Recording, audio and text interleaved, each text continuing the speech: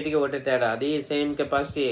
ఒక సపోజ్ మనం మెమరీ కార్డ్‌లో మనం చెప్పుకుంటే సపోజ్ ఏదో ఒక 256 జీబీ కెపాసిటీ అని అనుకోండి. నీది కూడా 256 జీబీ కెపాసిటీనే. అర్థమైందా? So, same capacity. నీ కెపాసిటీ, ఆ కెపాసిటీ 2 కూడా ఒకటే. బట్ అతను ఆ మెమరీ కార్డ్ బాగా వాడుకుంటున్నాడు. సో, సమాచారాన్ని దాంట్లో పెడుతున్నాడు, తీస్తున్నాడు, తీస్తున్నాడు. అలా చేయడం వల్ల అది వాడుతున్నాడు. నీది కొత్తది సీల్ మెమరీ కార్డ్ అలా ఉందన్నమాట.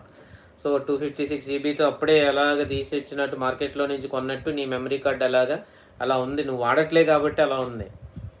అర్థమైందా? అంటే వాడితే పాడైపోద్దా అనంటే మరి వాడితే పాడవుతది. దానివల్ల నీకు ఉపయోగం కూడా ఉంటది.